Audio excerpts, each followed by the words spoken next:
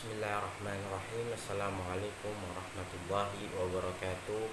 Alhamdulillahirabbil alamin. Wabihi nasta'in wa ala umurid dunya waddin. Wassalatu wassalam ala sayyidina Muhammadin wa ala alihi wa sahbihi ajma'in. Amma ba'd. Alhamdulillah, adik-adik santri sekalian, insyaallah sekarang kita akan kembali melanjutkan pelajaran Fiqh Syafi'i lil Mubtadi'in, lanjutan dari semester kemarin. Kita akan memulai semester ini dengan sholatus safar atau sholatnya musafir, sholat orang yang sedang berpergian. Kita mulai semester 2 ini dari bab ini, insyaallah ta'ala. Langsung saja kita mulai. Bismillahirrahmanirrahim. Sholatul musafir, ta'rifus safar. Sekarang kita akan bahas tentang definisi dari safar. Apa safar itu? Safar secara bahasa adalah menempuh jarak. Dinamakan safar karena dalam safar akan menampakkan akhlak dan sifat asli dari seseorang. Safar adalah kebalikan dari mukim. Jadi safar itu kebalikan dari mukim. Kalau safar itu sedang berpergian, kalau misalkan mukim itu menetap. Safar merupakan pecahan dari kata safaro, karena di dalamnya itu mengandung makna datang dan pergi. Untuk alasan itulah maka Allah Subhanahu wa ta'ala banyak memberikan keringanan pada para musafir dalam beberapa hukum agama, termasuk keringanan boleh mengqashar sholat ketika safar. Aslinya apa? Artinya meringkas sholat ketika safar. Ada juga ketika berpuasa boleh tidak berpuasa ketika safar, tetapi ada syarat-syaratnya. Tidak boleh ngawur, ada hukum-hukum tersendiri. Jadi harus dipahami bab ini, makanya bab yang sangat penting. Sedangkan qashar secara bahasa berasal dari kata al-qasru atau al-qisaru, yaitu lawan kata dari kata panjang atau atul. Jadi qashar ini lawan kata dari atul yang artinya panjang. Maknanya qasartu taksiran, bisa juga diambil dari kata qasartuhu taksiran. Artinya apa? Aku menjadikannya ringkas. Qasartuhu taksiran, aku menjadikannya ringkas. Diambil juga dari kata qasaru asy-syai', yaitu maknanya menjadikannya pendek, menjadikannya ringkas. Itu secara bahasa. Adapun qashar secara istilah adalah sholat 4 rakaat yang dikerjakan menjadi 2 rakaat ketika safar dengan beberapa syarat. Jadi sholat yang rakaatnya itu ada 4, ketika diqashar maka menjadi 2 rakaat. Misalnya apa? Sholat zuhur 4 rakaat diqashar menjadi sholat zuhurnya 2 rakaat. Sholat asar 4 rakaat diqashar jadi sholatnya 2 rakaat. Atau sholat isya 4 rakaat diqashar menjadi 2 rakaat. Itu adalah maksud dari qashar. Nah kalau misalkan 2 gimana? 2 nggak bisa diqashar, 2 dijadikan 1 rakaat, nggak bisa. Kalau 3 gimana? Jadi 1,5? Nggak bisa juga. Jadi hanya 4 rakaat, sholat yang berbangsa 4 rakaat. Adapun dalil-dalil tentang bolehnya mengqashar sholat itu ada 3. Yang pertama dari Al-Quran, yang kedua dari hadis, dan yang ketiga itu dari ijma. Kita mulai dari yang pertama, yaitu dari Al-Quran, firman Allah, A'udzubillahi minasyaitonirrajim, wa idza darabtum fil ardi falaysa 'alaikum junahun an taqsuru minas shalah in khiftum ayyaftinakumul ladina kafaru innal kafirina kanu lakum aduwwam mubina. Dan apabila kamu berpergian di muka bumi, maka tidaklah mengapa kamu mengkosor sholatmu jika kamu takut diserang oleh orang-orang kafir. Sesungguhnya orang kafir itu adalah musuh yang nyata bagimu. Kemudian yang kedua itu dari as-sunnah, dari hadis, yaitu hadis yang diriwayatkan oleh Siti Aisyah radhiyallahu anha. Dia berkata, furidatis sholatu raq'ataini fil hadar was safar, fa uqirrat sholatus safar wa zida fi sholatil hadar. Pada mulanya sholat diwajibkan 2 rakaat baik saat mukim maupun safar. Kemudian ditetapkanlah ketentuan tersebut untuk sholat safar, sedangkan pada saat mukim ditambahkan jadi 4 rakaat. Yang ketiga adalah ijma. Ijma yaitu umat Islam telah bersepakat. Ijma itu adalah sepakat. Umat Islam telah bersepakat akan bolehnya mengqashar sholat pada saat safar atau pada saat berpergian, dan tidak ada seorang pun yang menyelisihi atau khilaf atau menentang hal tersebut. Jadi ijma, semua ulama itu sepakat kalau misalkan mengqashar sholat itu hukumnya boleh. Nah, seperti yang disebutkan tadi, safar ini, sholat musafir ini, sholat safar ini, qashar sholat ini mempunyai syarat-syarat. Tidak boleh dikerjakan secara ngawur, tapi ada syarat-syaratnya.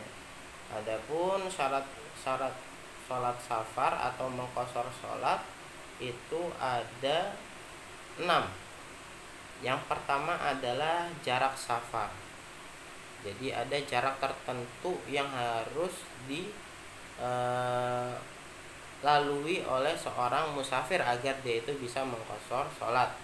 Jarak safar tidak boleh kurang dari 16 farsakh. Hitungannya 1 farsakh ini sama dengan 3 mil atau 5.544 meter. Jadi 16 farsakh itu kira-kira 88,704 kilometer. 88.704 meter. Itu adalah 16 farsakh. Jadi selagi tidak jaraknya itu mencapai jarak tersebut, maka tidak diperbolehkan untuk mengqashar sholat, karena harus ada jarak. Misalkan dari Jawa Barat ke Jawa Timur, nah ini boleh mengqashar sholat. Dari Lampung sampai ke Depok boleh mengqashar sholat, tetapi yang dari Bogor untuk ke Depok tidak boleh mengqashar sholat karena tidak mencapai batas maksimal.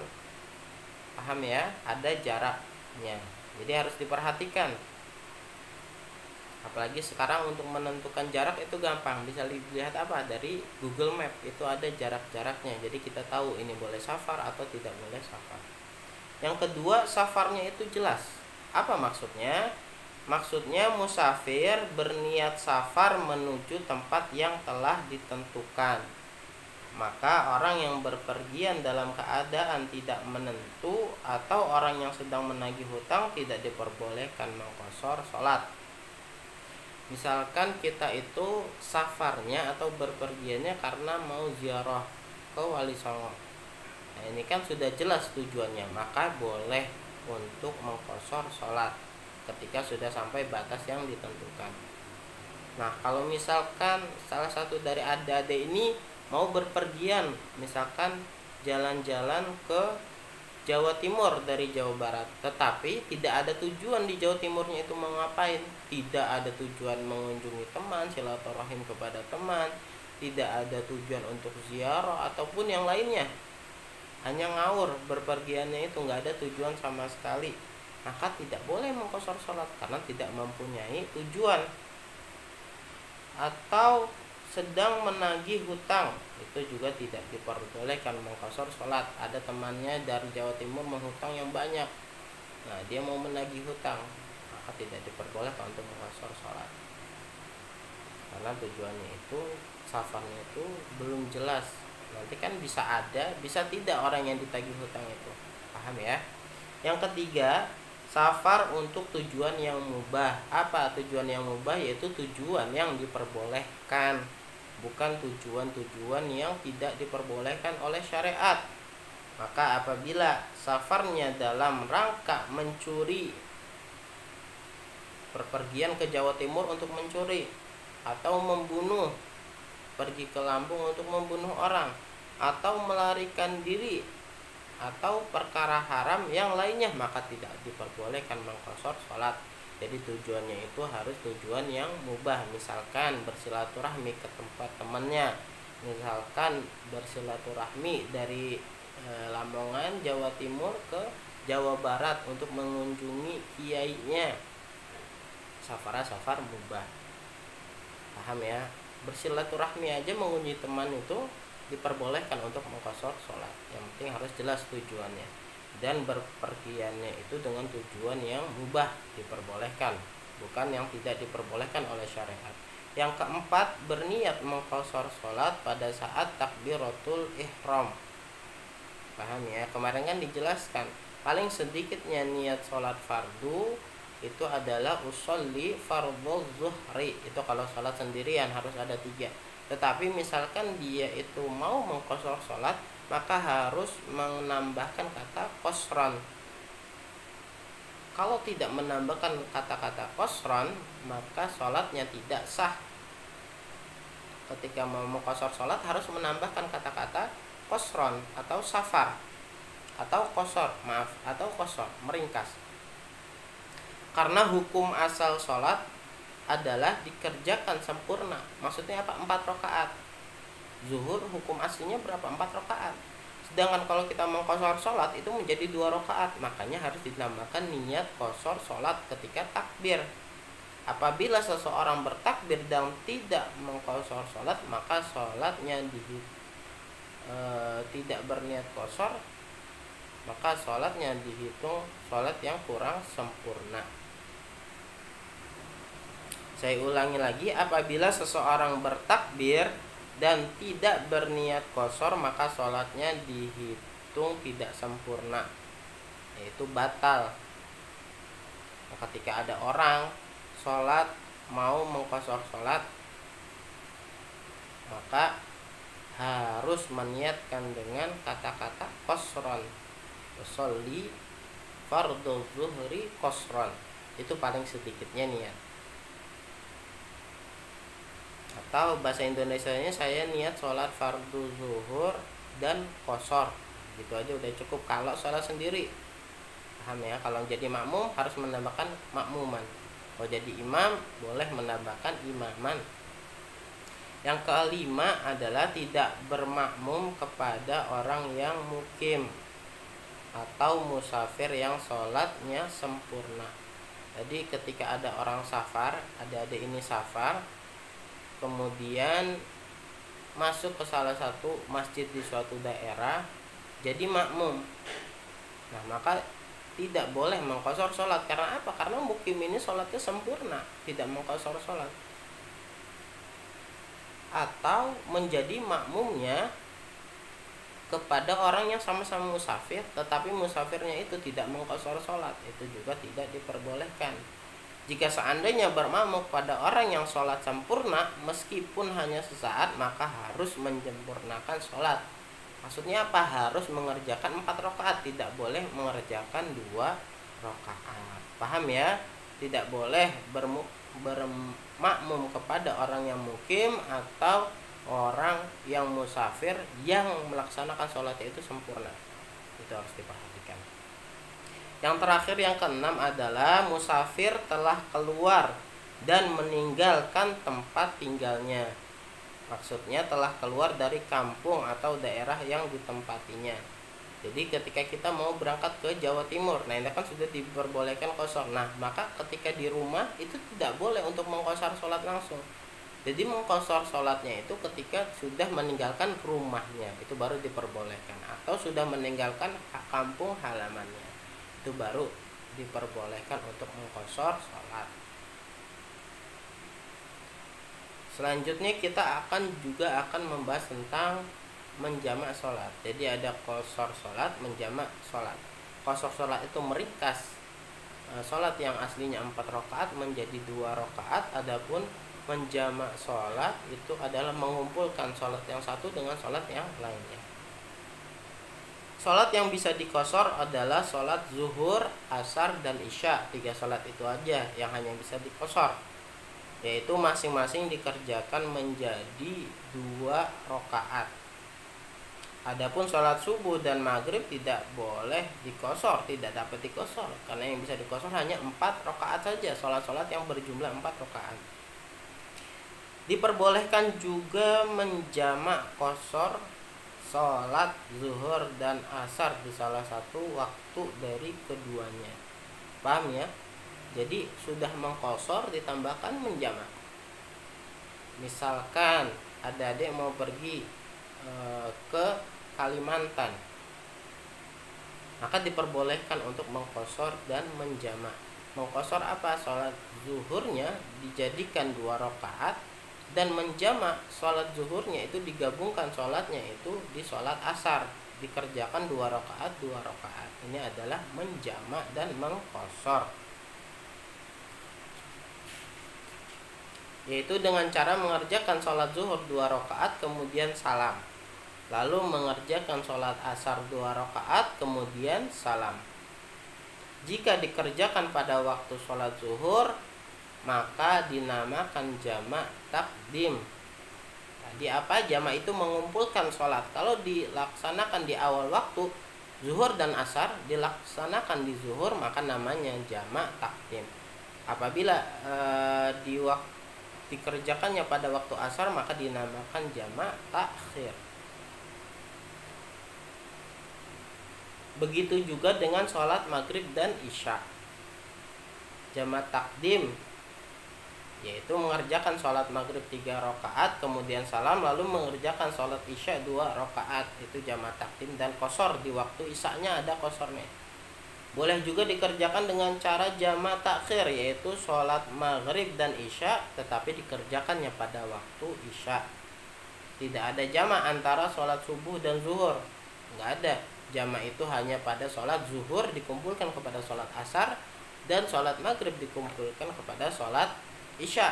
Jadi nggak ada sholat jamak menjamak sholat itu sholat subuh dan dikumpulkan dengan sholat zuhur, atau sholat asar dikumpulkan dengan sholat maghrib, itu juga tidak ada. Paham ya? Jadi sholat yang diqashar itu hanya sholat yang ada 4 rakaat, yaitu zuhur, asar, dan isya. Itu bisa diqashar menjadi 2 rakaat. Adapun menjamak sholat atau mengumpulkan sholat itu hanya bisa dilakukan sholat zuhur dikumpulkan dengan sholat asar, sholat maghrib dikumpulkan dengan sholat isya.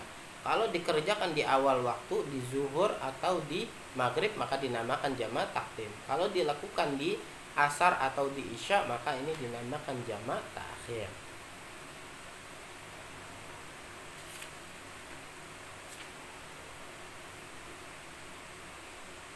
Paham ya? Insya Allah akan dilanjutkan kepada pertemuan selanjutnya. Karena ini masih awal, kita masih santai. Yang penting diingat, adik-adik harus tetap mengerjakan atau meringkas apa yang diterangkan, karena itu bisa mempengaruhi nilai. Ini sudah semester 2, jadi harus lebih rajin lagi. Yang kemarin nggak rajin, sekarang dirajinkan. Yang kemarin sudah rajin, dipertahankan. Karena setiap sesuatu yang dikerjakan itu nanti ada nilainya, jadi harus serius mengerjakannya. Insya Allah kita akan terus belajar. Untuk sekarang ini masih dalam PJJ, jadi harus semangat, tetap semangat, karena thalabul ilmi fardhatun ala kulli muslimin wal muslimah. Hukumnya wajib menuntut ilmu. Jadi nggak boleh adik-adik itu nggak belajar di setiap harinya. Karena apa? Karena hukumnya menuntut ilmu itu sudah wajib. Kalau nggak masuk berarti apa? Berdosa. Karena wajib itu ketika dikerjakan mendapat pahala, tetapi ketika tidak dikerjakan tidak mendapat akan mendapatkan dosa. Jadi harus diperhatikan, lebih semangat lagi. Insya Allah kita lanjutkan di pertemuan yang akan datang. Ihdinas siratal mustaqim. Wassalamualaikum warahmatullahi wabarakatuh.